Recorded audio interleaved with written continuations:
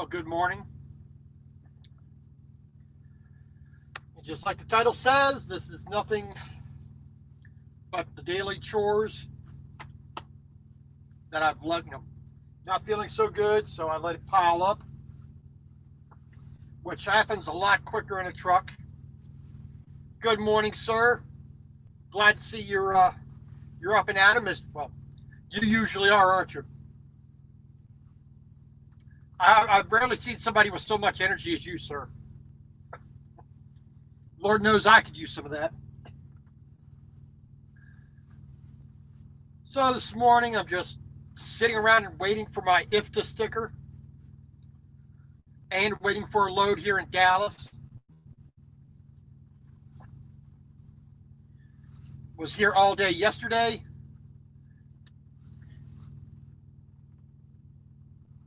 Got here Monday, just a little before 1 o'clock, and I've been sitting here in Dallas at the Flying J on Bonnie View Road ever since, waiting for the mail to come in with my little fuel tax sticker. Then once I get that, I can actually do something.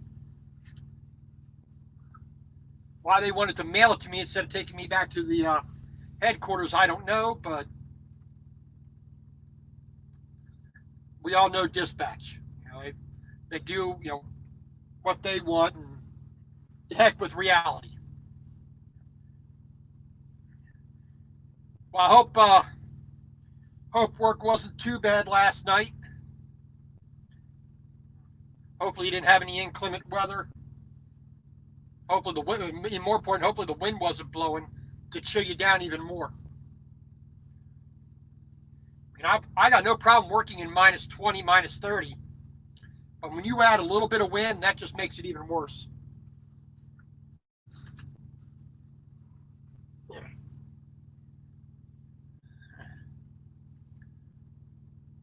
Hey, it's a little snow. Well, it's like I said, as long as the wind wasn't blowing, I can tolerate that. That's once I get my body temperature, dang, once I get my body temperature, up to a good working level, I can work. I can be outside at 30 degrees in a t-shirt and shorts, as long as I'm really active and my body temperature comes up. It doesn't bother me. But you add just the slightest little bit of wind or a little bit of rain, bam! That heat just gets sucked right out of you, which is always not the fun thing, as we all know.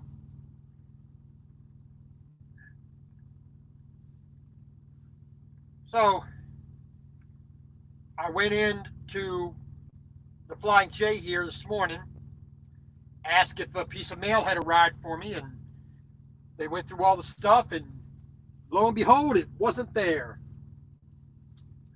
So I'm going to wait till this afternoon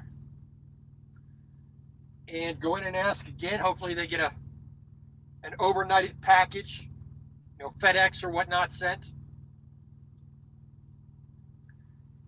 And then I can get that. Then I can get a load and get the heck out of Texas. Well, not so much that I need to leave Texas. It's better than sitting in California, for my opinion, but I'd rather actually just be working. That's probably what I should say. I've sat around for half of November, and aside from Sunday, which I drove 520 miles Sunday to get to my delivery, I basically made my delivery Monday morning, flew my load off with a crane. I came about 16 miles from the Nestle water bottling plant here in the Dallas-Fort Worth area. Came over here and parked it, and basically been sitting since Monday.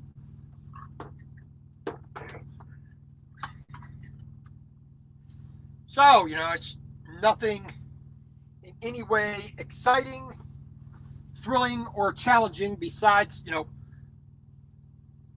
not going stir crazy, getting that cabin fever, because I haven't done anything, haven't gone anywhere.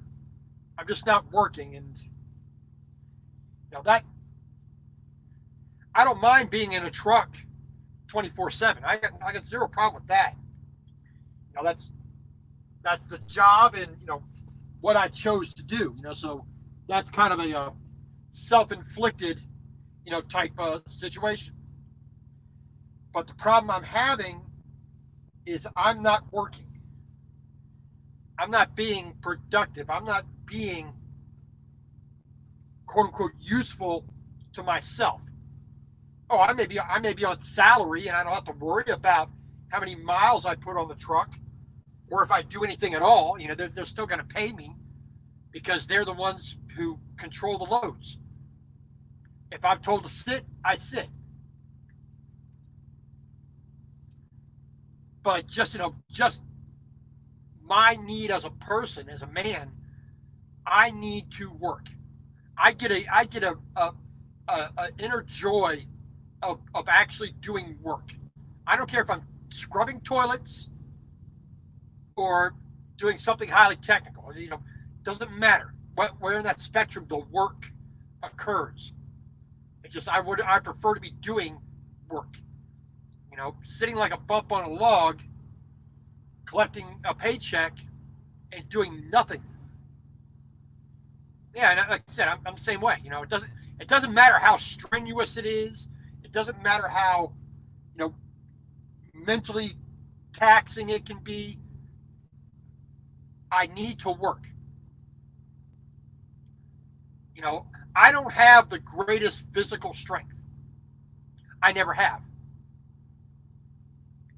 I have a really high endurance.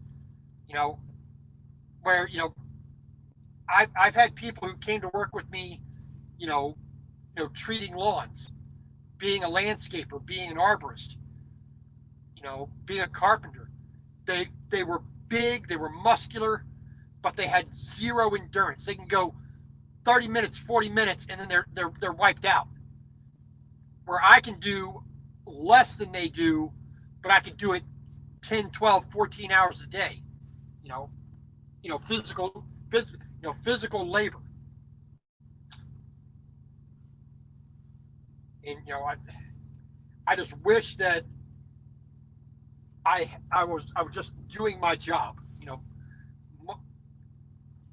And it killed my attitude. It killed my mood this past couple weeks. Not really doing anything. And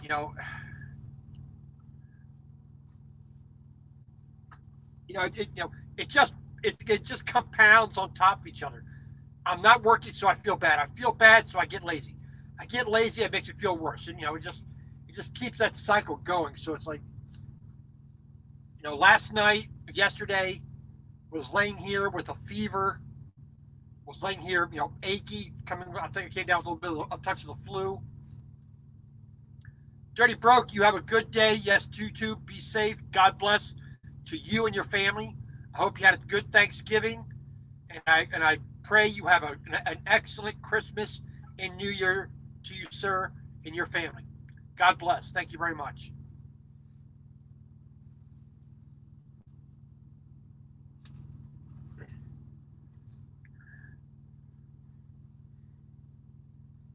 So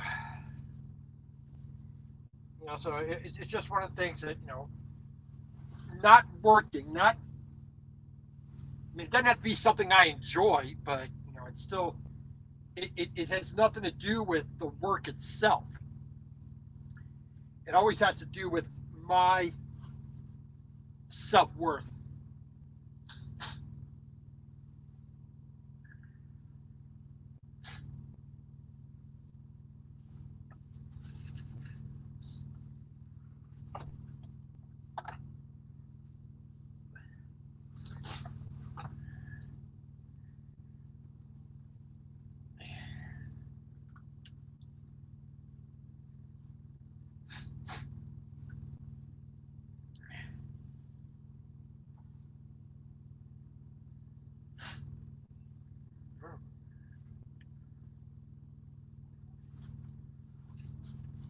So we are just getting clothes picked off the floor, folded up somewhat neatly into the duffel bag so I can make that run to the laundry inside, get things taken care of.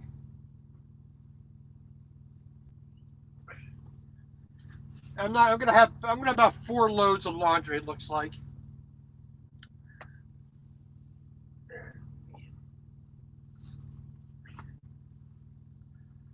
Hey Kiana, good morning. Tracy, welcome. Oh, good to see you. Thank you for coming in. Like the title says, laundry and cleaning this morning. Got nothing better to do because I'm sitting and waiting for my IFTA sticker and waiting for a load. So this morning is slow, tedious, boring as all get out.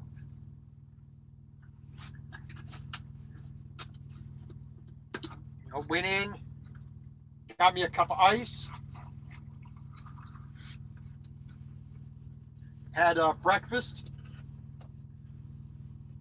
had me 6 sunny side up eggs, hash browns, a little bit of toast.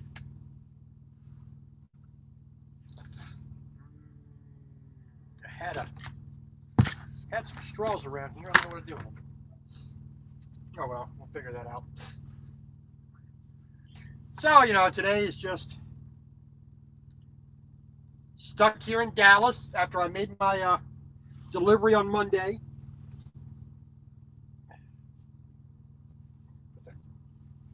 And, just basically today is another day to sit and do nothing. Oh, good. I mean, I hope she is definitely feeling better since the snake. Hopefully there's no long-lasting ill effects. I mean, hopefully, because snake bites are, you can not only have the reaction to the venom, but you can also have an allergic reaction on top of that. So hopefully she is definitely back to her usual rambunctious self.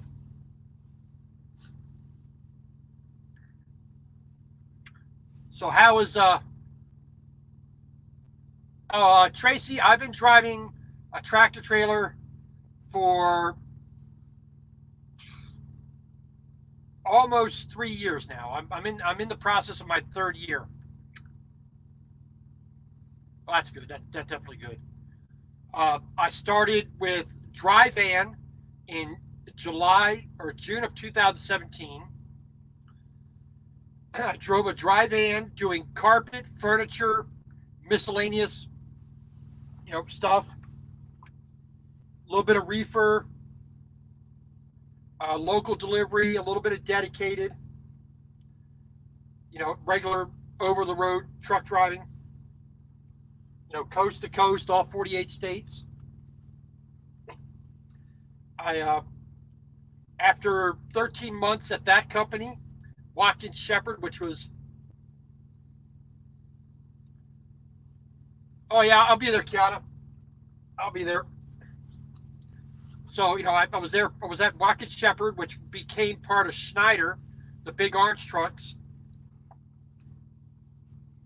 And after I figured I had learned all I could about basic truck driving, I moved on to Melton Truck Lines, where I started doing flatbed, and learning how to secure a load and handling things that are different sizes and, different configurations, and, having to learn how to handle that kind of stuff. There's some more light on there, make it a little bit, that's a little better. And then after a year of being at Melton, pardon me,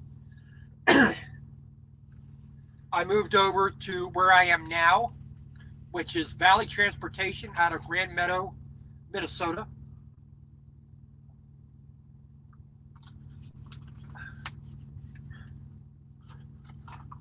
And now I do heavy haul,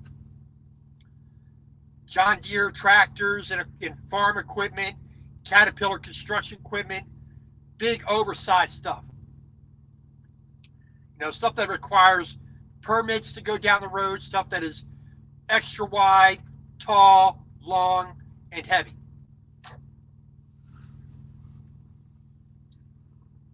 I just bought I just brought a cooling tower base to Nestle Waters here in Dallas, Texas. Brought that from Madera, California, which straight shot to, between the 2 points is about 1450, 1500 miles, just straight on. But because of the route, they made 5 of us take, because there's 5 of us who have the same exact thing, basically. They had us going all kinds of back roads and off the interstate, which made it become a 2,200 mile drive. So instead of taking 3 days to get here, it took 7 days to get here, with escorts at certain places.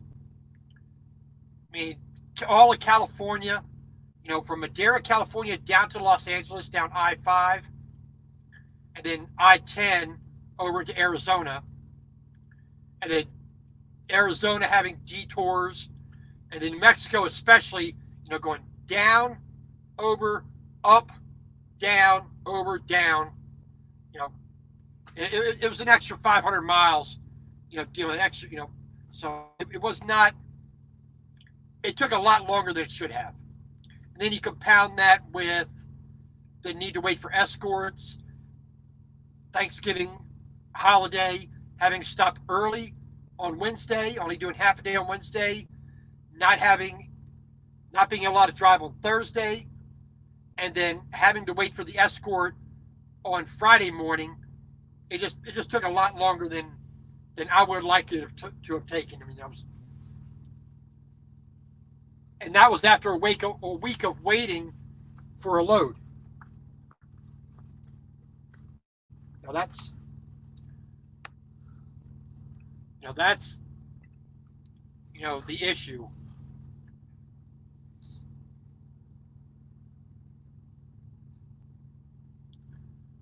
And that's the thing, Kiana.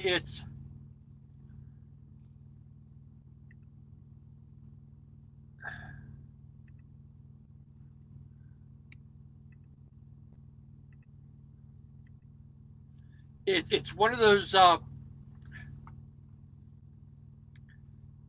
It's one of those things. It's a nice challenge to doing this kind of stuff. It was all, when I started truck driving, or actually when I went to school, to truck driving school, I knew what I wanted to do, what type of trucking I wanted to do. But I didn't want to jump into it right away. I wanted to learn certain things, in stages, become a regular truck driver, learn how to handle the vehicle, in a safe manner. So, when I do get into heavy haul, I'm not trying to learn everything all at once and forgetting something. That's why I went regular van driving, then I went to flatbed, now to heavy haul. So, just doing all those things in stages. When I'm driving through Phoenix and my load is 14 foot wide, and I can't see around, and you got rush hour traffic and people driving like maniacs, it definitely is a lot more challenging, which I like. I like that constant need to improve and get better at what I'm doing. That's always, just driving a regular van, at the beginning it was a challenge.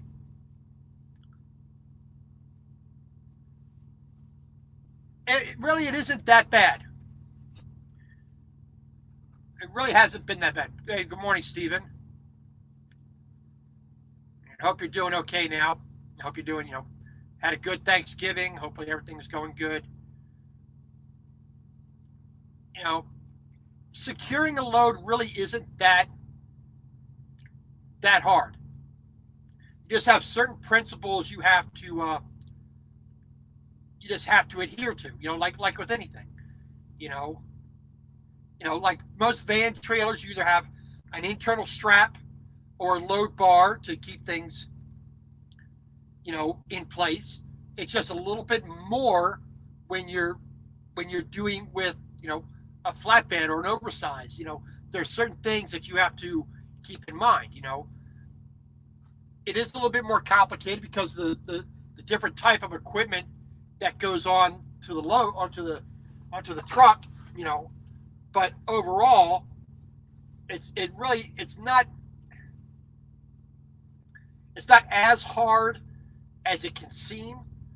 Like I say, the number one thing, half of the weight of whatever you're carrying, you have to have half of that holding force with your straps and your chains. That's the number one thing. Making sure that things aren't touching, rubbing against each other, and you attach to the right point on the piece of equipment and attach to the deck properly, and make things are nice and neat and tidy. And but other than that, it's not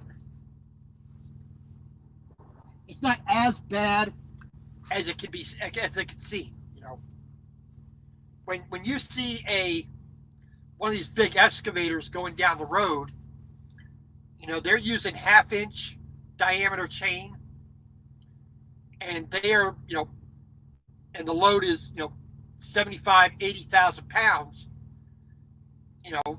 Every piece of equipment is holding like 6,000 pounds.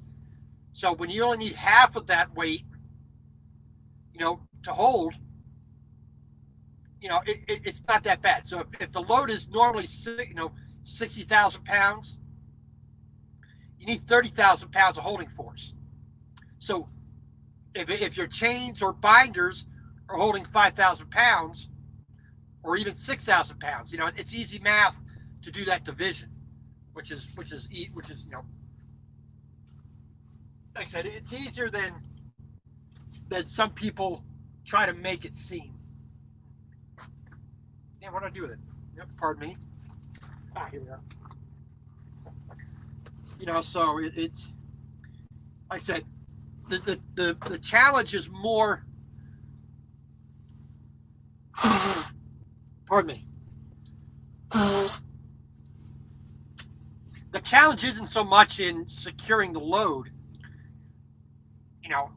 The main challenge is driving that load safely.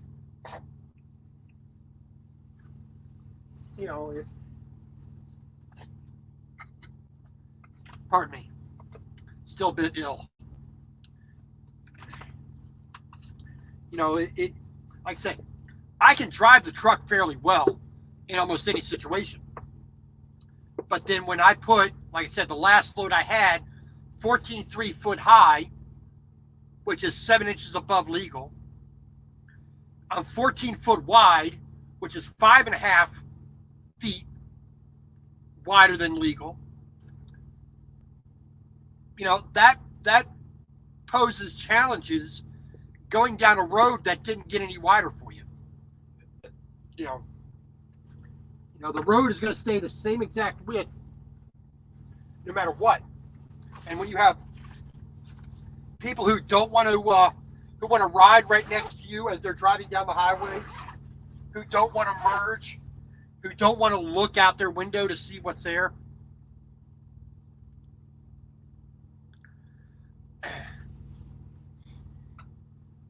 Well, and yeah, Tracy, man, I agree, man. And I used YouTube a lot to do a lot of learning when I started driving.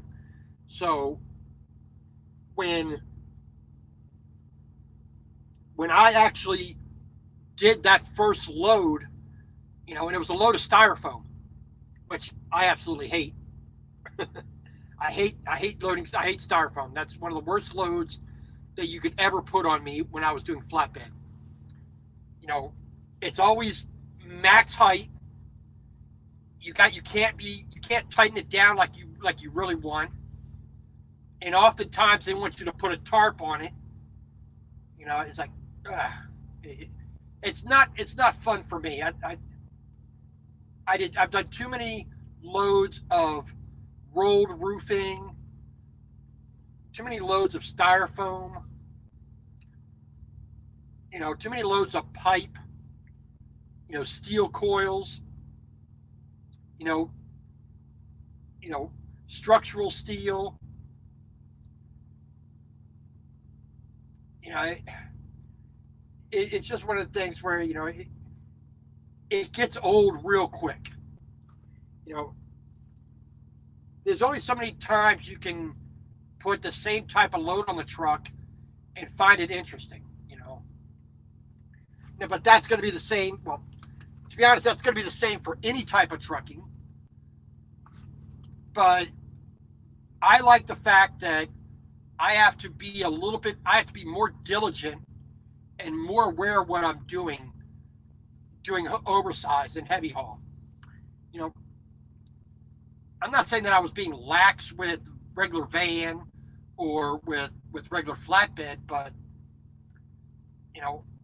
I like it when I have to have a book like this to help me understand the law, for how I can go down the road.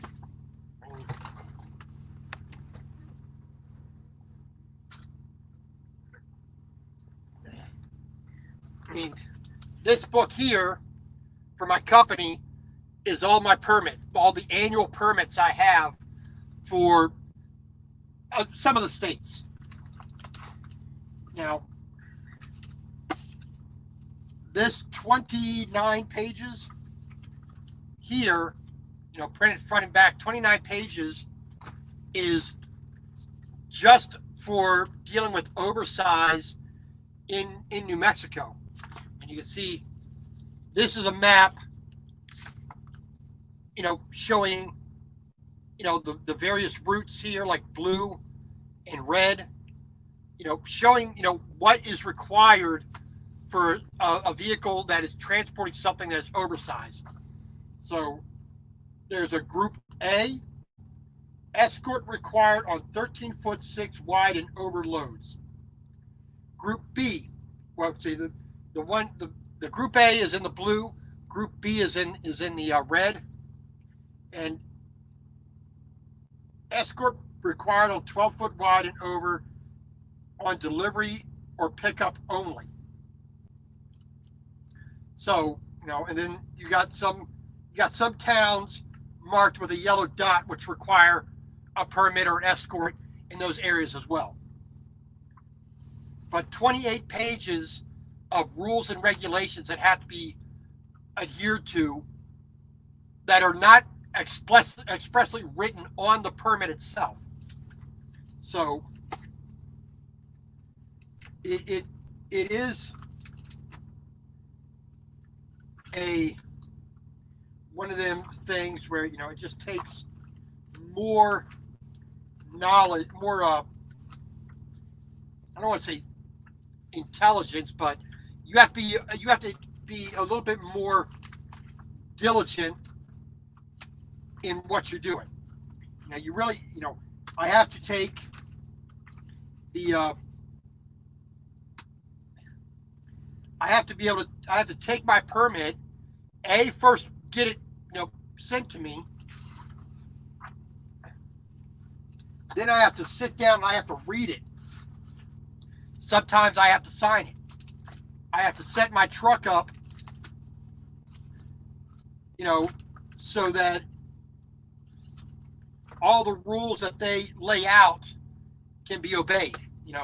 That I have the proper flags, the proper banners, I have, the proper lights, I have escorts, I drive on certain roads at certain times.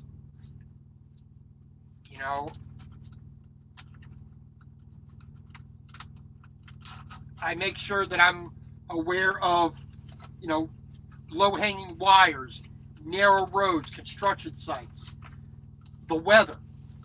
I can be shut down for rain. If it's a bit too foggy, I can't drive. You know, which if it's foggy, you shouldn't drive if you can't see properly. But at the same time, you have people who, I'm a super trucker. I can handle anything. Well, Mother Nature sometimes gets in the way of that, so whatnot. Okay, now here, this is 59 pages of the rules and regulations for Arizona, and only Arizona. A lot of these rules are equivalent to what's in the other states, but what I have to deal, with California. California actually gives you maps, and of what you can and can't do, and you have to have this is part of my annual permit of what I can and can't do. So, like here, California, this permit gives me the ability to drive to a certain oversized limit. Now, a legal height is 13'6". Legal width is 8'6". Legal length is 75 feet. Legal weight is 80,000 pounds. Excuse me. Now, this annual permit for California, my loaded height can be 14 foot. So I gain an extra 4 inches or 6 inches on height, which still conforms to the annual permit, which lets me run. I can go to 12 foot wide with this permit. If you even go 8'7", without a permit, because legal width is 8'6", if your load was 8'7", you can get a ticket. You can get written up. You can get fined and suspended, you get your license suspended. So, there are things that I have to be always cognizant of with a permit. And every single state and some counties and some cities require their own permits, which, that's the part that's a little bit more daunting. The state is easy, because the state is covers to all the borders with the other states. But you have to do a little bit of research to find out, what actual counties am I going into? What actual cities am I going into? And do I need a permit for those particular areas?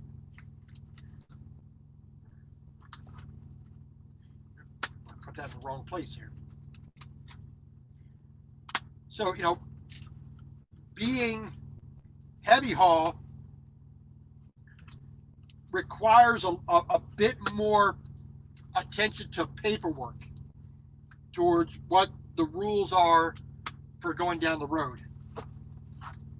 But this entire binder is permits, rules, and regulations, and it's nowhere near filled. This is a little over a 1-inch binder. I'm going to give me a 4-inch binder to actually have everything where it needs to be, because I supplement with this book as well. It gives me information that is a little bit more condensed,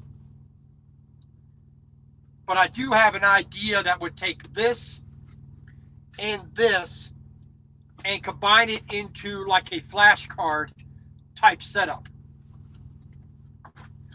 A little more condensed, a little bit more straightforward, because that is all legalese. That's all,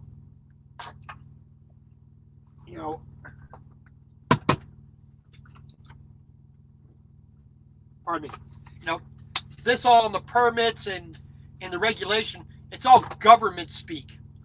Fish and Trucker, good morning, sir. Welcome. So I have an idea for making a flashcard for each and every state, each and every county, each and every city that you're going to go through. You know, that way, when you would simply type in, you get the individual card or sheet of paper, you would have it, automatically break down what are all the rules you have to worry about, what curfews, what you have to do, and that way it's just a little bit easier to read. Tracy, I am driving a 2018 Peterbilt 389.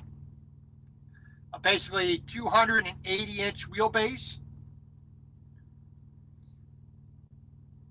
18-speed transmission, Eaton Fuller, with a X15 Cummins engine.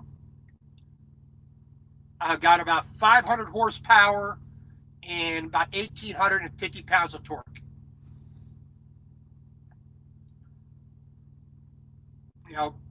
Basically a dark green truck, standard size sleeper on it.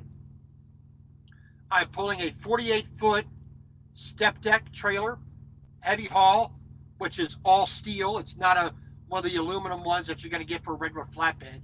It's all steel with a wood deck on top.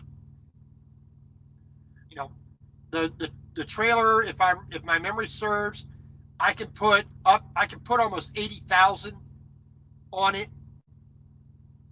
It can handle that, but the heaviest thing that I have personally hauled was a John Deere 210G excavator, which was 51,000 pounds. That's the actual heaviest thing I've ever hauled, which the truck handled it pretty well. I mean, yes, I had to run through more gears, but other than that, once you got up to speed, yeah, it's 18 speed. You just look up the standard Eaton Fuller 18 speed, transmission, and you'll see exactly what it is. They'll show you the shift pattern and everything. Now, the vast majority of trucking is you're only using 16 of the gears 99% of the time. And even that, I'm not using all of that. I'm using maybe 12 gears for the most part. Starting one high, one low, two low, three low, four low, 5, 6, 7, 8, 9, 10, 11, 12, 13, 14, 15, all the way up to 8 high. 8 high is 18th gear.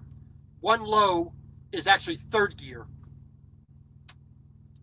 But and then when I'm empty like I am now, I'll start in 3 low, which is actually 7th gear. So it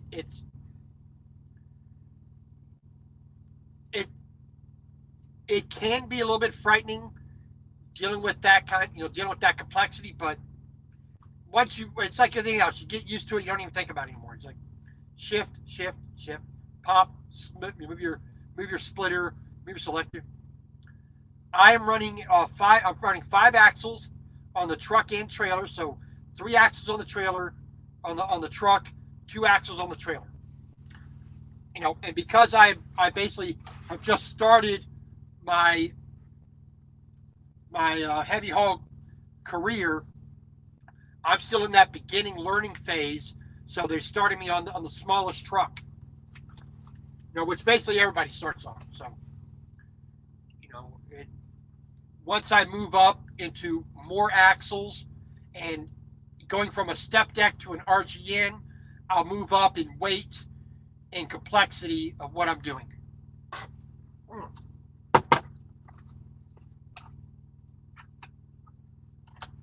Pardon me.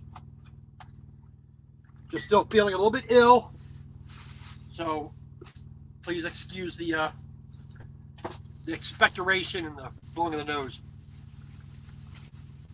Oh, it is. I mean, the main thing that gets a lot of people is when you are in truck driving school, they are teaching you the old way of doing things, where you had to double clutch. When you're driving a stick, You don't need a double clutch. You don't touch the clutch except when you're at a stop. You know, right now I'm parked. When I start driving the truck, I use the clutch in the very first gear I started.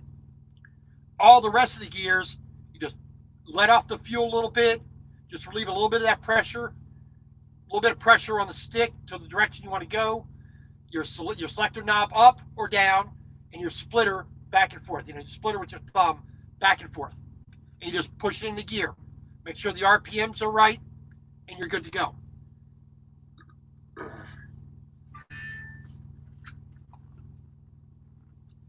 But other than that, it's not.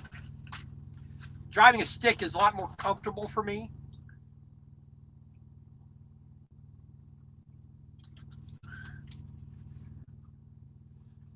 I don't care if it's in traffic. I don't care if it's on the highway. It's just more. I like having that control when I'm riding at low speed. When I'm doing some tight maneuvering, to make my delivery or pickup, having that control with it, not having a computer running the transmission and the engine. So when I put my foot on the fuel, into the gas, the truck does what I say. It's a manual truck.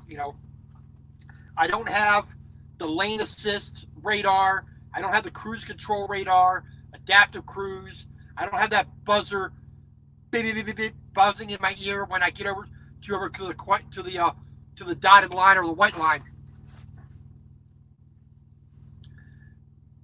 It's just a slightly different pattern that you have to follow.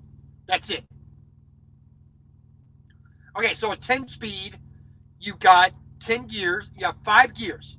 Your standard 5, gear pattern. Then you have, 1, 2, 3, 4, 5. Shift back up into 6, 7, 8, 9, 10.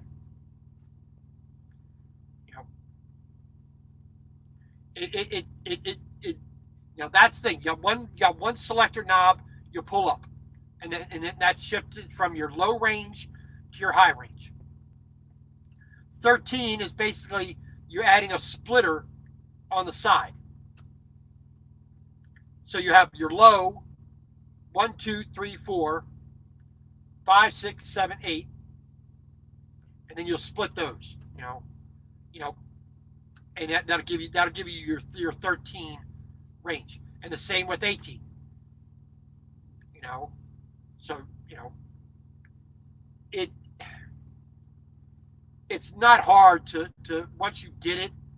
It really isn't a difficult thing to get used to. Like I said, unfortunately, I drove 2 automatic trucks. Hate it. I really do hate driving automatics. I think the advent of automatics is okay for amputees. People who actually lost their leg. Automatics should be fine for those people. But everybody else should actually learn how to drive and be more in tune with their vehicle. Because right now, we have too many people, I don't have my phone with me, but, they're sitting with their phone doing this while they're driving down the road. They're not in tune with their vehicle, which it's bad enough when you're driving a car and you have to deal with other people in cars. How reckless and inconsiderate they are. But when you're driving a truck, that bar is a lot higher. My tolerance is like,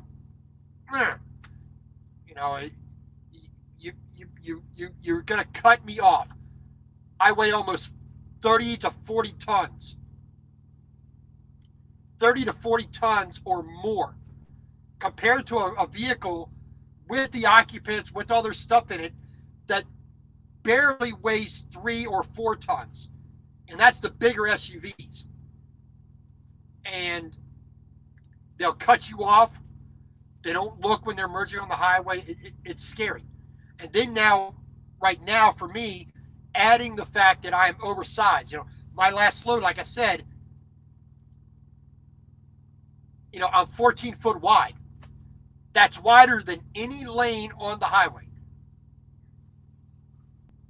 And I have people merging on. They got their hands on the wheel. They got their blinders on, looking forward. They don't do this. They don't look out their window to see this big, massive truck there that's going to wipe them out. I'll be safe. I'll be out there, standing next to the fireman while they're pulling this knucklehead out of his car with the jaws of life, and trying to keep him from burning to death because the car is bursting into flames, and there's nothing I can do about that. I depend on people paying attention.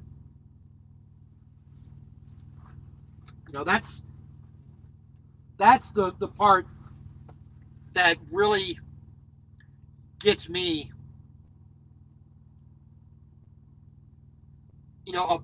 about driving. That's the worst part about being a truck driver for me.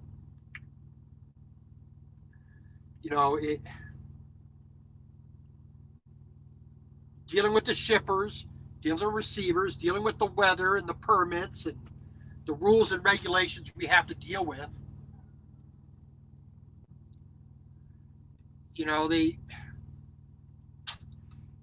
When you start adding in, let's be frank and honest, the uneducated, non-caring amateurs. And that's what 95% of the people on the road are. Amateurs. They are not professional drivers. They take no or almost no concern about their own safety. And then they take none whatsoever about anybody else.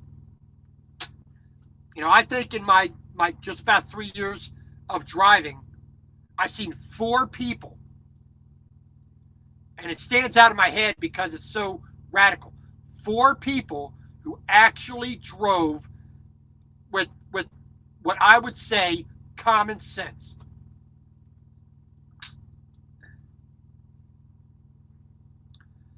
And I agree, fishing. I agree with that. There are those wannabe super truckers. They got the chrome, they got the air horns, they got the nice looking truck, and they got a bad attitude. But then there's those who are actually super truckers who actually do the right thing and the responsible thing. They drive with sense. They drive legally. They drive responsibly. They drive safely. And we see it every day. You get passed by, just an example, a CRST guy, and he pulls over in your lane without a turn signal. He's already speeding. He jerks over as fast as he can, 3 feet in front of your bumper. I hate that when I have a legal size load. It's even more dangerous when I have a load, like I said, like my last one, 14 foot wide, and I am riding the white line on my right, and I got my load hanging over onto the shoulder, and I can't see around the guy to see what kind of vehicle is stopped on the shoulder.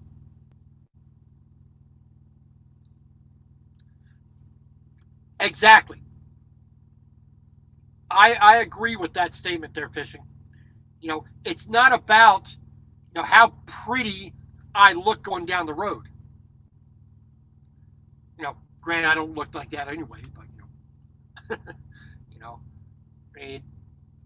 I already have an advantage to looking cool going down the road. I'm driving a nice, conventional truck.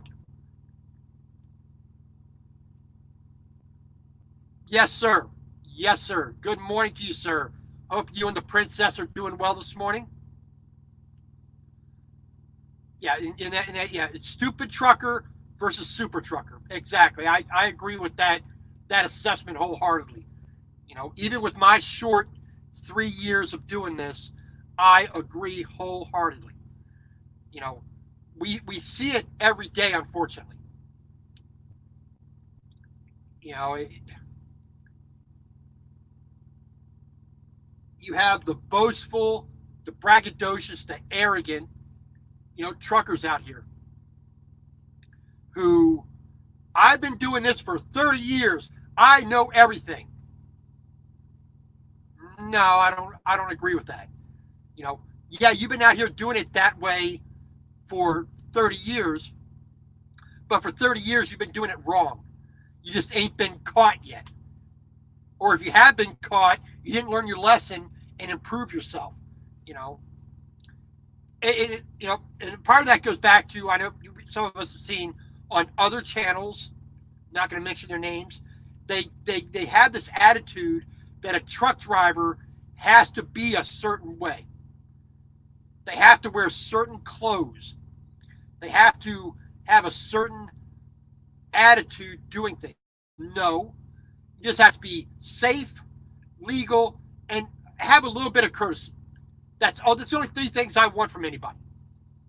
Go down the road safely. When you get up in the morning or whenever you start, you inspect that truck. You make sure everything is working properly. You go down the road, you obey the speed limit, you don't cut people off, use your turn signal properly. You do those things which says to other people who are looking at you, that's a professional. That's the kind of person I don't mind driving next to.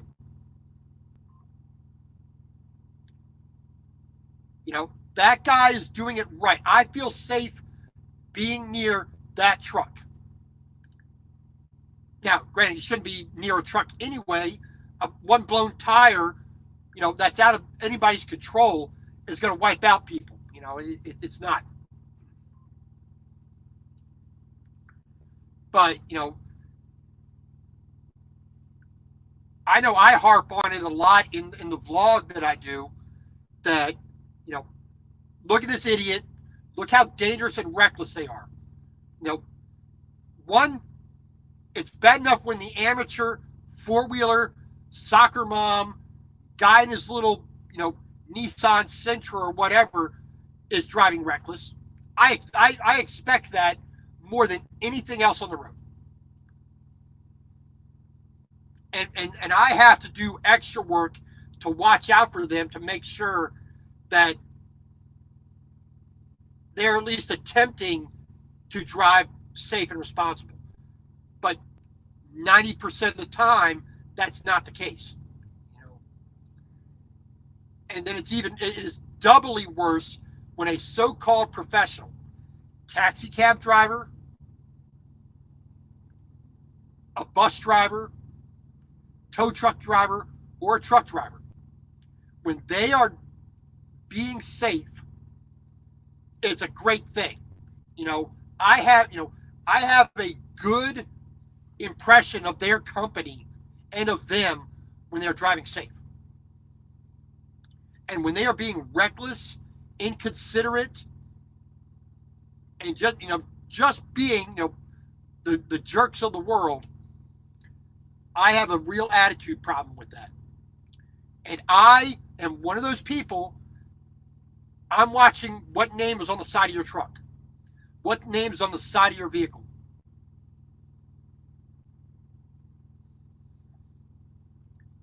I will call your company and report you.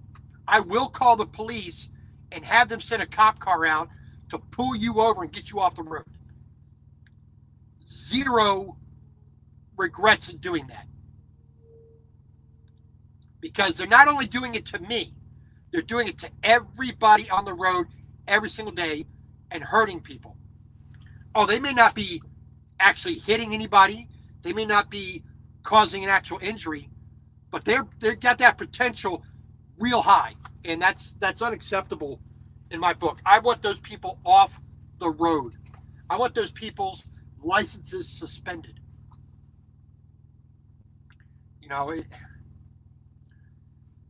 I'm not out here to risk my life. And that's the number one thing. I want every one of these people on the road to be as selfish and self-centered and narcissistic, looking out for number one as they possibly can be. Make yourself safe. I look out for this person first and foremost. And because I operate this vehicle in the total safest manner that I possibly can, using every bit of my skill and knowledge and experience in the proper and safe use of this vehicle, everybody else around me instantaneously benefits from that. I use my turn signal at a good distance from my turn or lane change. I go slow on my lane changes. I brake for a longer period of time to slow down nice and easy and in general to come up on a turn or to slow down in the traffic. I keep a buffer zone in the front of me and in the back of me when I'm passing somebody. I merge on the highway properly. You know, I put my truck in the best place I possibly can at that second. And like I said, because I make sure that I'm safe, everybody else around me reaps that benefit without even knowing it. And I just wish, that we had more people out here who had that mentality. I'm not saying that that's the only way to drive. I'm just saying that, I want people just to think of themselves, their own lives, their passengers in their car.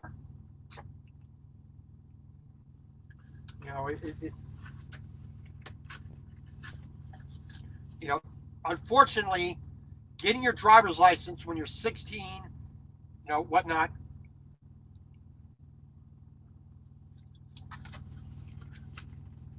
they don't teach you anything. Oh, how to parallel park and, what the stop sign looks like and, turn your wipers on when it's raining. Getting a license for your car is nothing. I mean, it's almost like you have eyes, you can see, you can hear, you went through the little driving test and little test on the computer. Yeah, here you go, bang. Almost no supervision or regulations or anything after that. None. Whereas a professional driver, we are under ungodly amounts of rules and legislation. I mean, this book here,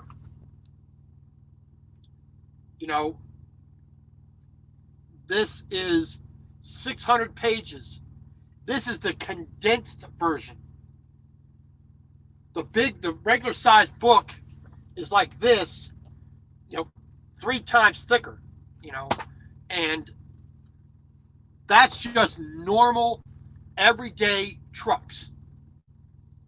And then for the oversized loads like I do, you're adding this amount of paper for only a quarter of the states.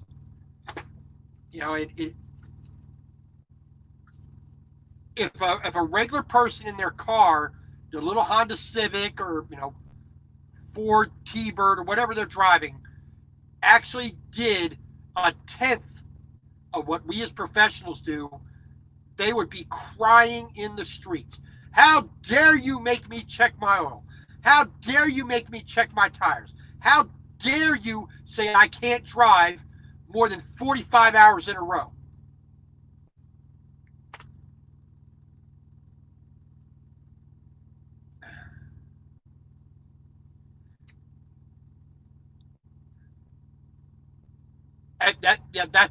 That's the way to do it there, fishing trucker. Instill in your child, what is actually necessary. Not for anybody else. For what you need to go down the road safely so you get where you need to get to.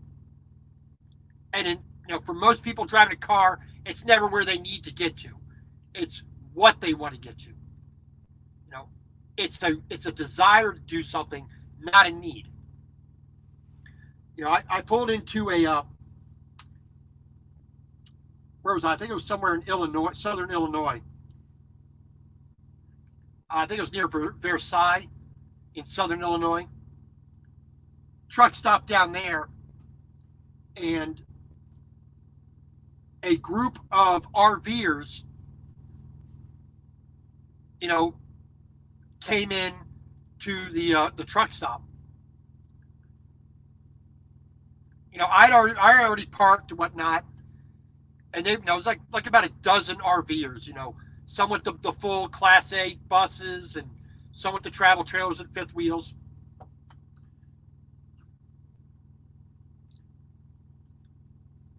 And I was standing in line. I got something to eat, something to drink. Standing in line, I was listening to two of them in front of me, and they were saying, "Damn truck drivers! They take all the spots and the loves and the pilot flying J's." And I was sitting there laughing. And the one guy turned around and goes, "Why do you find that funny? Other people need to park too." And I looked at this guy right in the eye. I said, "You have to understand. This is a truck stop, not an RV stop. A truck stop."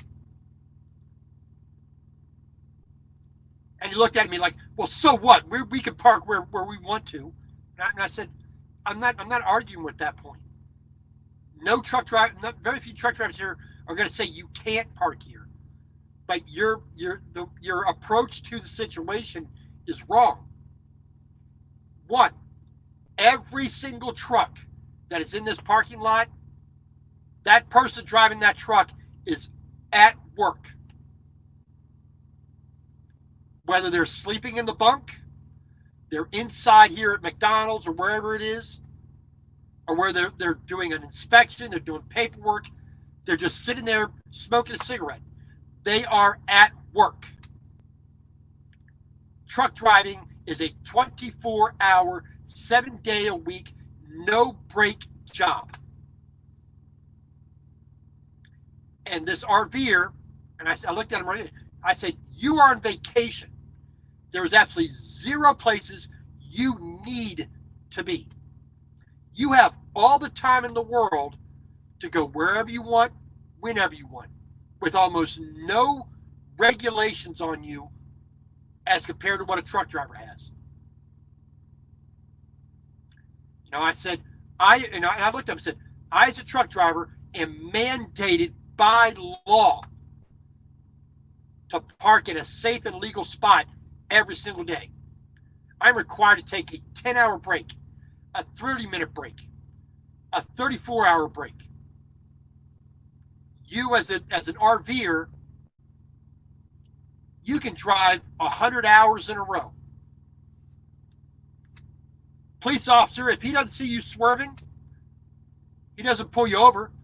You can drive from New York, from Caribou, Maine to San Diego, California, nonstop.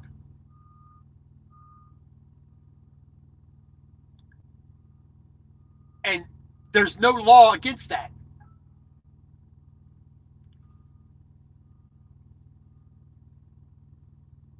And I had to tell him, every time you come in here to save yourself a couple of bucks by not parking at a RV park because you want to save $20 or $30 overnight while you're on vacation, it's pretty ludicrous to be in this store complaining. And he looks at me like, "Well, I didn't know that." Well, you're sitting here in a truck stop complaining about people who need those spots, who are mandated by law to stop. Whether or not we feel tired or anything else, we are mandated by law to stop. "Well, I didn't realize that. I just thought you were just being selfish." No, it's the opposite way. I said, "Sir, you're the one being selfish. I cannot go to an RV park. You can. I cannot get into every Walmart or shopping center or any road that I want in America. You can. Even, you see the signs out there, truck route. You can keep going straight down that road without any hindrance. Even though there's no restriction, I'm empty. My height is lower than any bridge. The roads are wide enough for me to go down. It's still prohibited for me to go down there because somebody decided they don't want trucks down there. And some of these people just have, they're oblivious to what we as truck drivers, as professional drivers, have to do. What we have, the restrictions we have upon us. Like I said, some people are just clueless. They only think of themselves in what their desire is at the moment. Pardon me. But,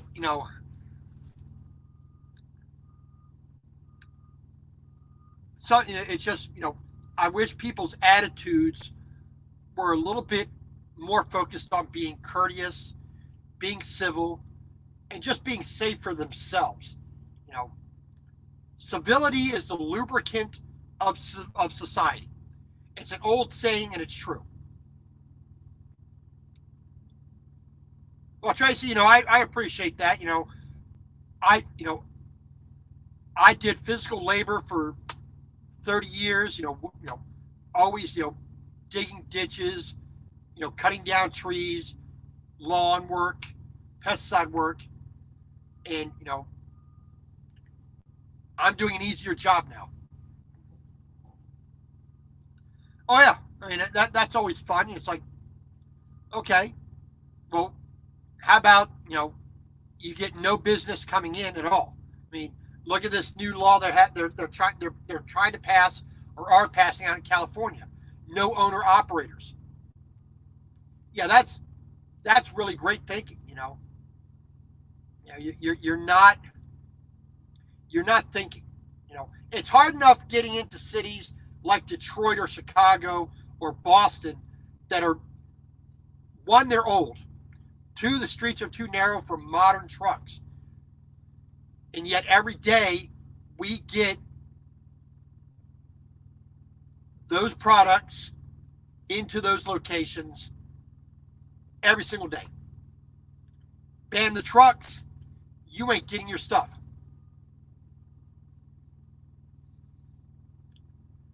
To a point, I understand that. Fishing trucker, I understand that viewpoint, but I have to look at it as it's a self-inflicted wound. The downfall is because of the industry itself, and some of these bigger companies doing some of the most stupid things possible to save a little bit of cash. They're not insisting on professionalism. They're not insisting on people who have mastered their chosen profession. Number one, and I've said this before. Number one, these mega carriers, CRST, CR England, Celadon, Swift, Prime, they are running their own trucking schools. That's problem number one. You have people coming into a job paying not one red cent, to getting that education. I paid for my CDL out of pocket. I went to a regular CDL school, got my license. It wasn't with a trucking company.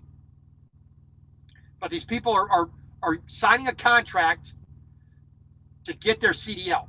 They're getting slipshod, substandard training on how to drive a truck. The second part of that is that the individual states are authorizing and giving legal permission for the trainers who are at these mega companies running their own CDL schools to test the students out. That's number two. That's probably the biggest offense that I see. Number three, then they stick this poorly trained, pencil whip tested individual into a truck where they, quote unquote, trainer.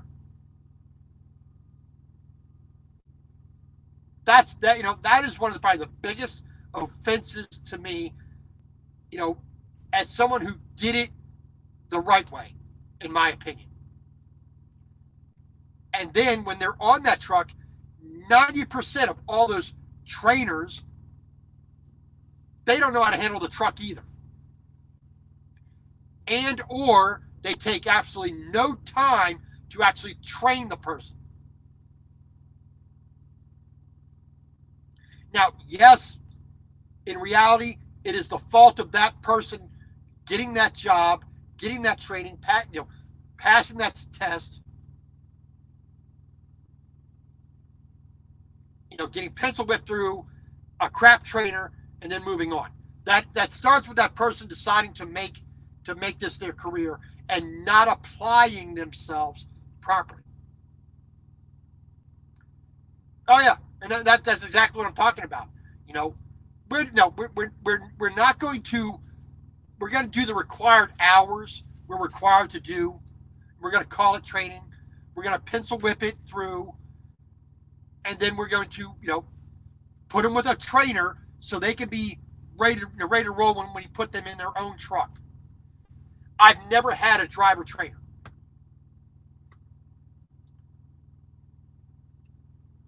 I don't see the value in a driver trainer. Now, I want to say this, with all candor.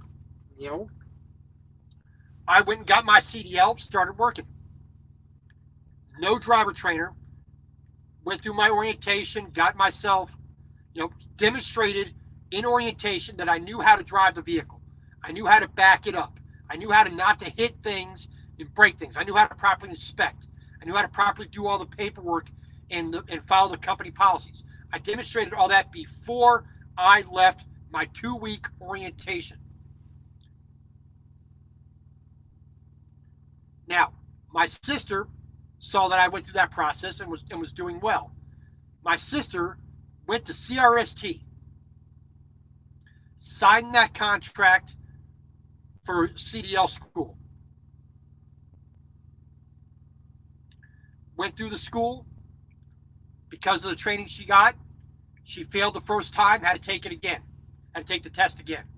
The people at CRST in Georgia, Atlanta, went through and passed her the second time.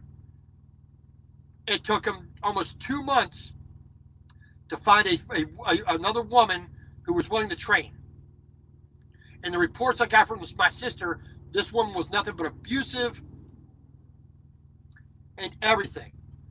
Vile, abusive, wouldn't train her, wouldn't even let her stop to take a shower. Go. That's all it was.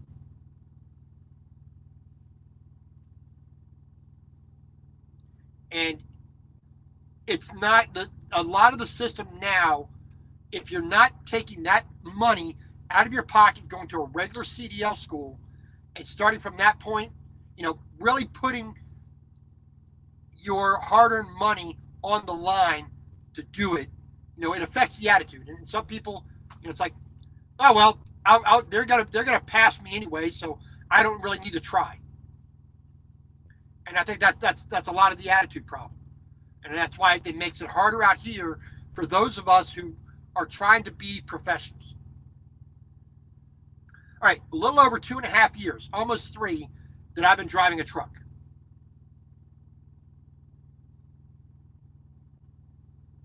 In all that time, I have never hit anybody in a parking lot. I've never hit anybody out on the road. Because I take my time to make sure I'm safe. And I'm watching what I'm doing. It's my attitude that controls that situation. Now, the other side of that coin, I have been hit in truck stop parking lots 8 times.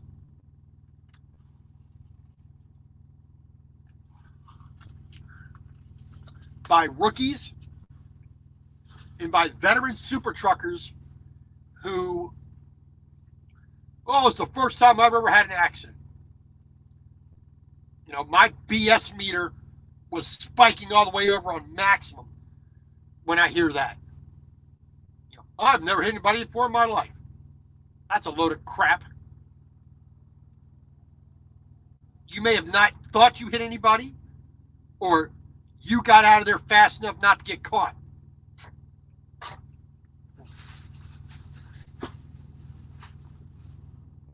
You know, it's amazing. It really is amazing sometimes.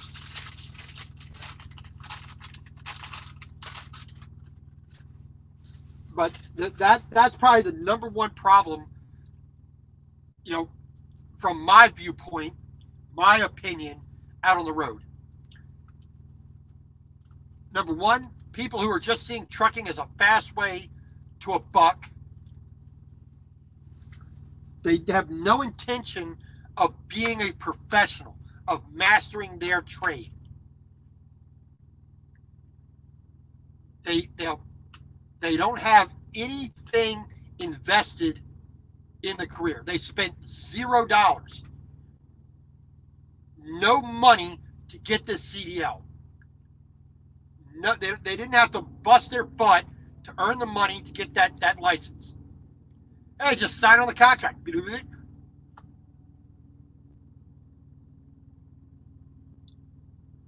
Yeah, fish trucker, that's the same thing with my sister. You know? Wouldn't let her back it up. Wouldn't let her, do the act. Wouldn't stop and actually teach her how to properly back a truck, to think about angles, think about how the trailer is going to move when the tandems are all the way to the back and all the way forward. You know, when how to properly brake, how to properly steer, how to do everything. Spend more time yelling than anything else. And now she had a $7,500 bill for the training, and she's not driving a truck. She's not doing the job because she was so angry and upset that she said, I can't do it. Whereas out of pocket, I paid half that much to get my CDL. I never had a trainer. I've never had an accident. I've never hit anybody or anything. And I strive to be a professional every single time I turn that key, put it into gear, and move down the road.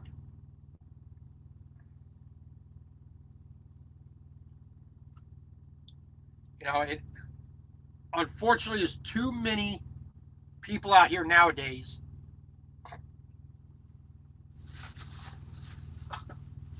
that are just,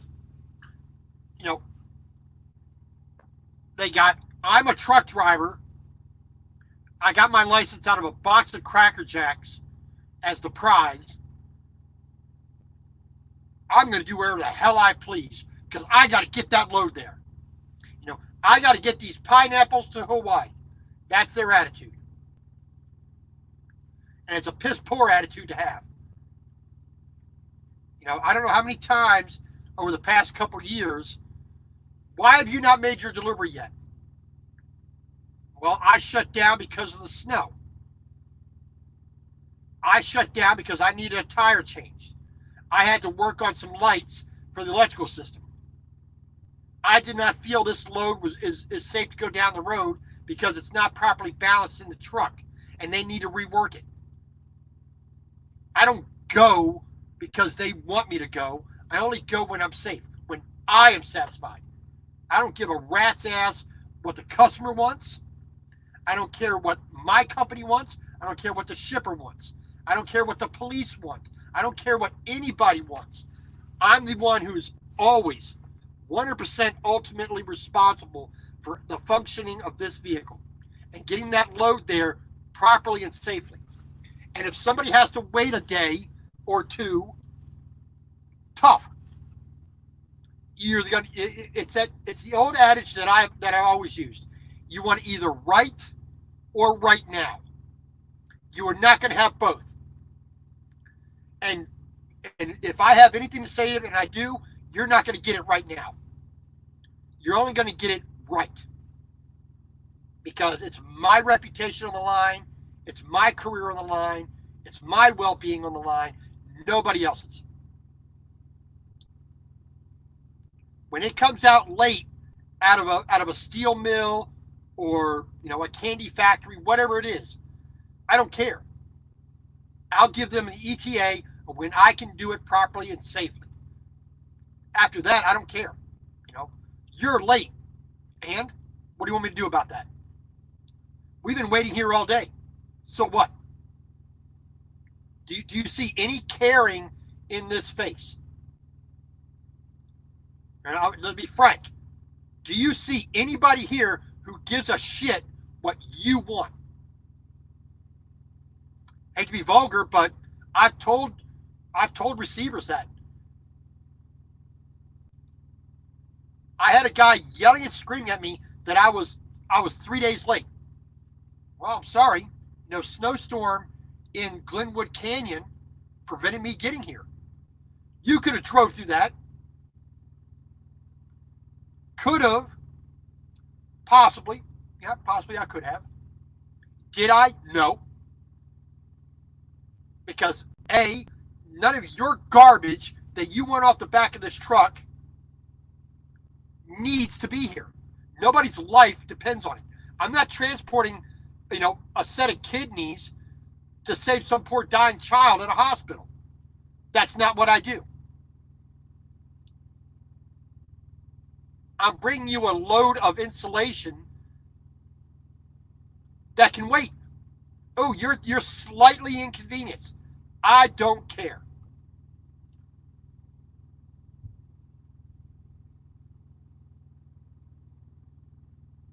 Give a damn? No. That's on the, that tank got emptied a long time ago. There's not even a whiff of fumes in that tank.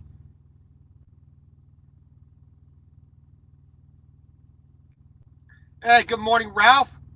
Ag Hauler, how you doing, sir? I saw one of your fellow J&J truck drivers the other week, or last week. I said, "Where's that Ag Hauler up there?" I think I was in New Mexico when I saw him. No, Arizona. Sorry, right near Tucson. I hope you had a good time off there at home. Last time I talked to you, you were going back to Yuma to go home for a little bit. I hope you had a good Thanksgiving. But like I said, when I do my job, I do it the right way and not what anybody's expectation is of what I can do or what they want. And I've told customers that, I've told my driver manager that. I've told his supervisor that. I said, I'm not going to do it wrong. That doesn't serve me. That doesn't serve this company. That doesn't serve the shipper. It doesn't serve the receiver. It doesn't serve the general public out there for me to do something wrong just to get it there a little bit faster. When I get my permits, when I'm driving an oversized load, I am not just, I got the permits and roll. I'm sitting there reading them, planning everything out for an hour or two or more, or waiting till the next morning when it's actually more advantageous because I can get everything done properly. That thing, be a professional. Do nothing other than that. And things work out. I haven't been fired from any of my jobs as a truck driver. they're not exactly happy. But when I get there,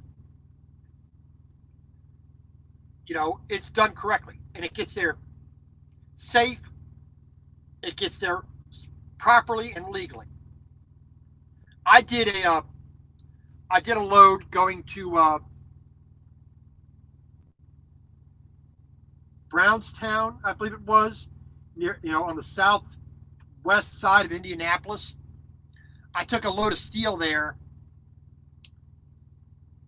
I think it was from Georgia. I can't remember exactly, but it was a load that was COD, cash on delivery. When I picked up the load, I called them. Hey, this is a COD load. Before I get there, please have the cashier check for this amount made payable to this company, ready to roll. Well, no problem. We got you covered. We got everything. We do this all the time. Which that sends up that red flag for me, means I'm going to be sitting on my butt and waiting. The day prior, 24 hours notice. All right, I'm going to be there tomorrow, approximately this time. Between this time and this time, I will be there. Please have the check ready so we can make this a smooth unload for you. Everything's copacetic. Then I get there, and lo and behold, what I knew was going to happen. Oh, well, they didn't cut the check yet.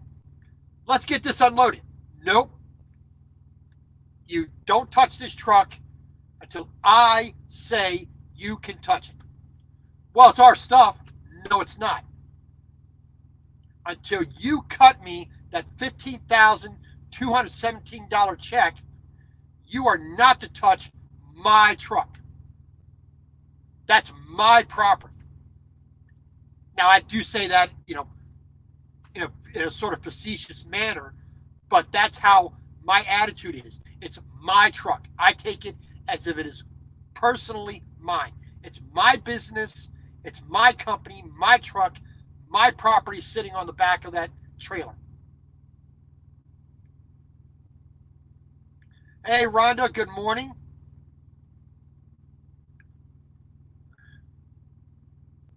Oh, I'm sorry about that. Didn't know that. Well, welcome in anyway, Rhonda. I appreciate it. I'm the one who, and exactly right, Tracy. I'm the one who, in every single way, am ultimately responsible. It may be owned by somebody else. This truck may be the property of somebody else. I operate it, but I approach it as if I own it. Because my company, the government, everybody else is looking at me to operate it properly. And like I told this guy, you are not to touch any of those straps, any of that stuff. You are not to get on the deck to look at anything until I have that check in my hand.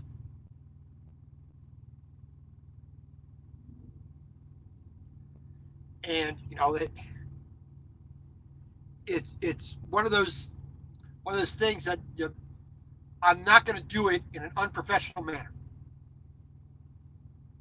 But at the same time, you may not like that the way I do that professionalism, but it's going to work out for me first. That is a selfish, arrogant way to look at it, but sometimes you have to. Oh yeah, Tracy, I did eventually get the check. 3 hours later, they got a call like 60 hours before I got there. 24 hours before I got there. Oh yeah, we'll have everything ready.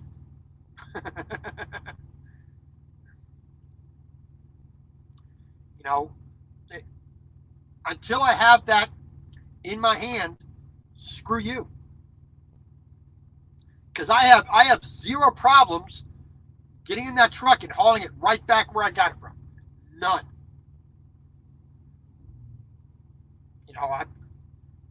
I've done 5 or 6 COD loads in my career so far. I've had to sit there and wait. Hey, they're not cutting me a check. Where do you want me to take this? Oh, just hold tight. We'll see if we can fix it out. 3 hours later.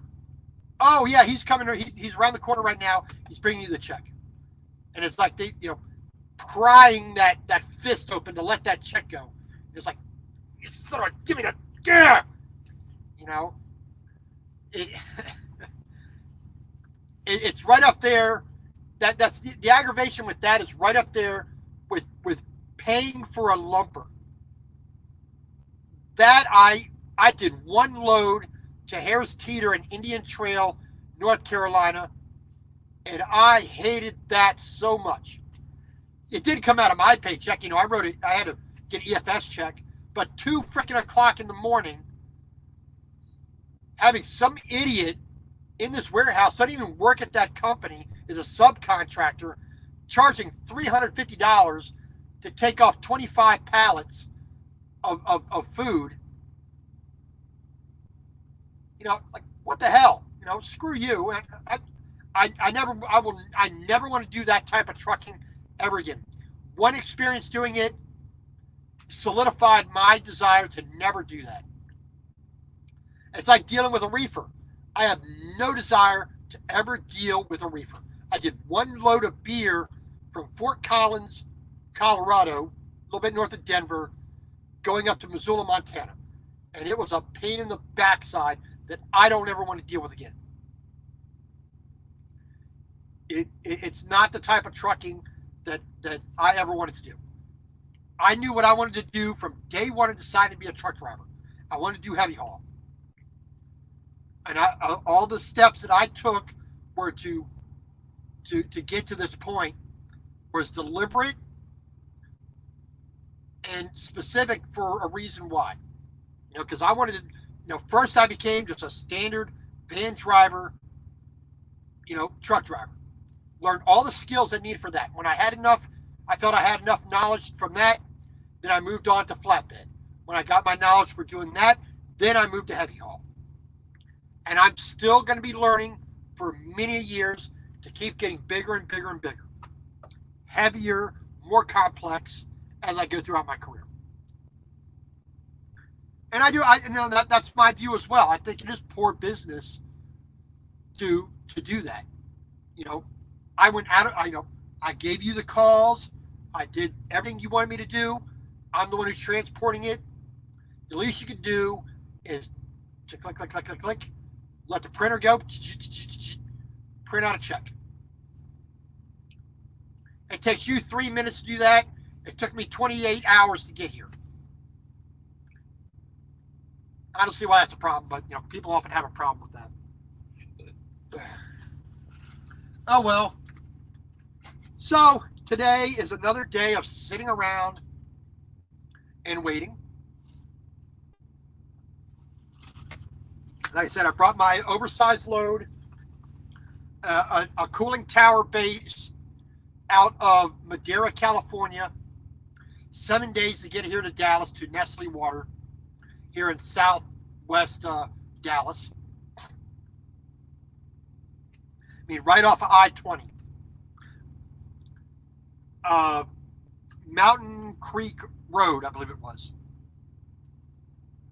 Dealing with the holiday for Thanksgiving and curfew restrictions and restrictions for, escort needs and holiday and all that jazz. 7 days when it really could have taken me 3 days to get here. I've been sitting here at the Pilot Flying J here off of Bonneview Road, south side of Dallas, since Monday at about noon, 12:30. Waiting for my IFTA sticker, my Interstate Fuel Tax Administration, or whatever the hell they want to call it, IFTA. Basically another layer of government we really don't need, taking money they don't need and spending it where they don't need. Only because they want to. So, they put this extra layer of rules on. So, waiting for my IFTA sticker to be mailed, which it didn't. My driver manager asked me to mail that out Monday. I sent him the email where I'm going to be, where he can mail it to. It still hasn't arrived because it more likely did not get in the mail till Tuesday morning.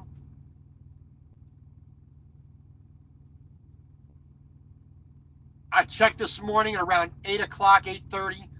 Did not arrive. So I'll check tonight around 4 or 5, see if it got sent. And then after that, I wait for my next load assignment, which is not going to have till I have that sticker on my truck. So more sitting around. I believe I'm at 48 hours now. Yeah, almost 48 hours at this point in time. You know, it's 11:20 in the morning here on Wednesday in Dallas. So another 34-hour reset. You know, sitting around doing nothing. You know, so I've been taking the time this morning to get all my stuff. You know, my 2 good-sized loads of clothes into the duffel bag to take it in to do some laundry. I have my laundry basket underneath the bed here, little cubby right in front. I have at least one more set of laundry, one more load of laundry, possibly 2 to do. So that's gonna be pretty much the rest of the day today. And then I'm gonna be vacuuming and sweeping out the floor, the carpet, and the rubber mat up front. And then, like I said, get my my wipes here. Basically go off, over all the hard surfaces here. Steering wheel, all the gauges. Get the wipes for the windows. Get the windows and the mirrors all cleaned. And I changed the bed sheets last night, and also the pillowcases. Got those done. And general tidy, organized, because you know how things are. Things get just put somewhere and then forgotten about. So things are a little bit piled up where they shouldn't be.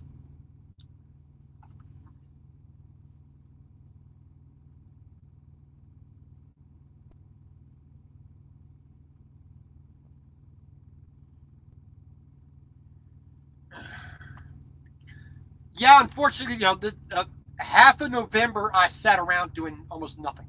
For half of November, I had my second week of November. I did 3 34-hour resets in 1 week. I worked a week getting, from Dubuque, Iowa, down to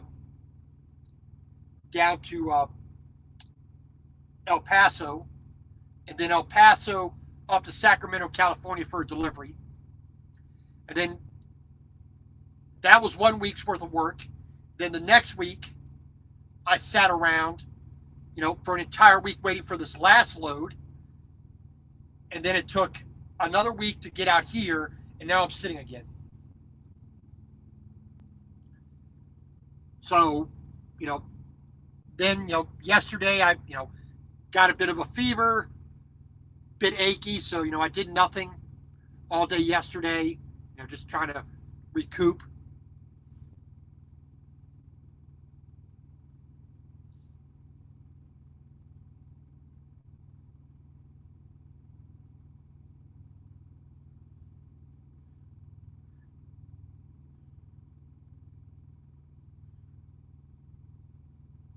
And like I say, just now I'm sitting again, waiting around,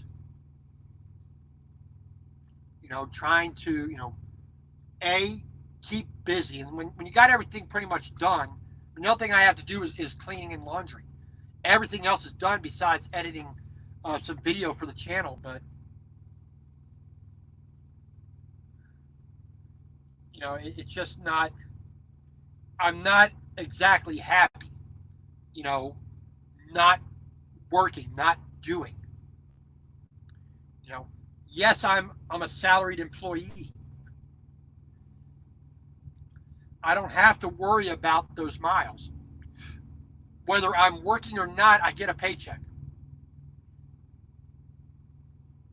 Which on one side of that, that you know, I said I don't worry about actually doing the work, but my just don't need inside to be useful and productive to actually work. A man is supposed to work. You know, I don't care if you're in an office being an accountant or you're a landscaper getting digging ditches and getting dirty every day. I don't care. As long as it's work. I have to feel useful. I have to feel like I'm actually worth the money that they're giving me on in my paycheck. It's just all the sitting around that I do. It's a little bit more than what I ever expected. I expected, going into heavy haul, it's more specialized. So there's going to be times when it's going to slow down a little bit more. I already knew that going in, but the amount that I've been sitting around lately it's like, it's mind-numbing. I got that cabin fever type situation. I would like to have more movement. I would like to, actually being accomplishing something. Cleaning the floor and doing the laundry, that's just part of life. You know, whether you're in a truck 24 hours a day, 7 days a week, 31 days a month, all year long, it doesn't change the fact that you have to do the same exact things that you do in a house. I still have to do laundry. I still have to clean. I still have to do my dishes. I still have to cook. I still have to make sure things are neat and tidy, and properly maintained. I still have all those things. Oh yeah, it is. But at the same time, it's like, living, quote unquote, where my address is with my sister in Marietta, Georgia, there's no place I can really park the truck that isn't half an hour away.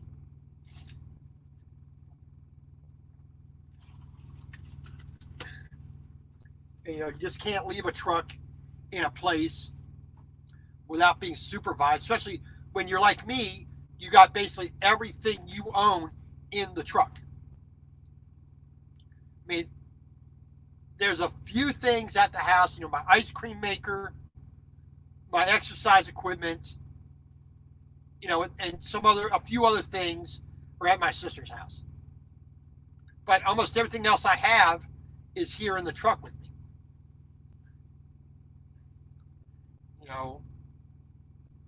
And it can get tough. It can get tough dealing with that. But it's the life I chose. It's the career I chose. So I just have to kind of grin and bear it, sometimes. And sitting around, unfortunately, is part of that.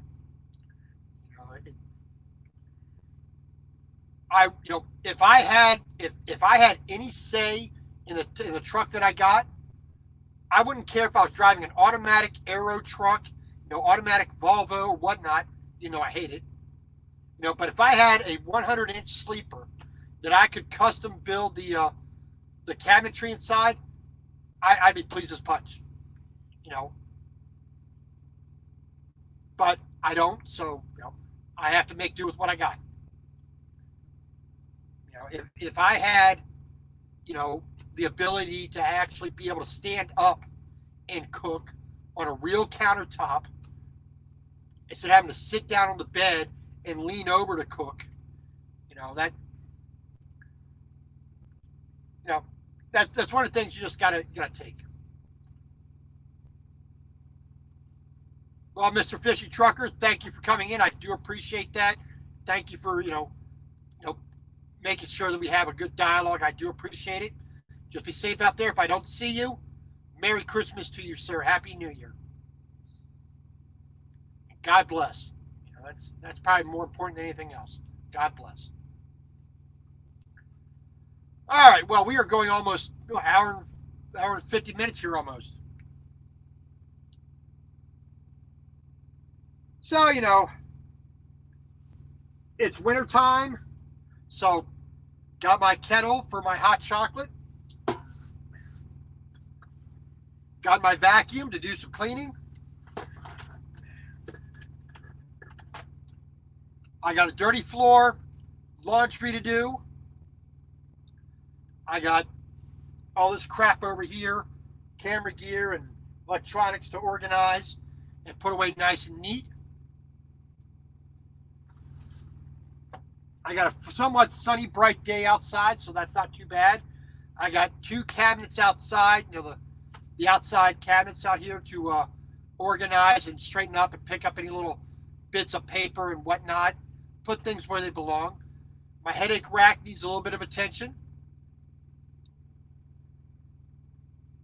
Like I said, general wipe everything down. Try to make it, open the windows, let the breeze blow through, get the stink of a dirty, sweaty trucker out of here at least a little bit. Spray a bottle or 4 of the Febreze. Try to make it, just livable. So, Rhonda, thank you for coming in. Tracy, thank you. Ralph, thank you very much. Dirty Broke, thank you very much. And everybody else that I didn't mention, I do appreciate you coming in, listening to me ramble on as I often do. Just to make sure everybody knows, if I'm not rolling tomorrow, I will be doing one of these new midweek ones as well. And also the weekend, Saturday and Sunday, I'm still trying to keep myself to doing those weekend vlogs. And hopefully we can do the video chat, have more people on the screen at the same time. I will be sending out the invites with StreamYard so that anybody can join. And hopefully we have a little bit more interactive connection when you can see the other person's face. But other than that, I just want to say thank you all for joining me. God bless. I hope you all have a Merry Christmas. And Rhonda, you are always on doing them 4 and 5 hour vlogs, live streams. So it's always entertaining, but we'll see from there. So gotta wait for my IFTA sticker, then wait for a load, and then we will see where we're going. Of course, I'll be filming all that to get it up on the vlog. I got one edited, or 90% edited, so I just got to put a few details in, captions and music and a little bit of trimming. I'll be posting at least 2 more today, possibly 3 or 4, depending on how things are going. And then maybe tomorrow as well, I'll get several of them posted up. So, please feel free to comment. I don't mind people being very critical of what they would like to see. As soon as I can actually get caught up, for my vlog, I'm a little over a month behind, but we'll try to get caught up as much as we can. And we will see you all later. God bless and have a good day, y'all.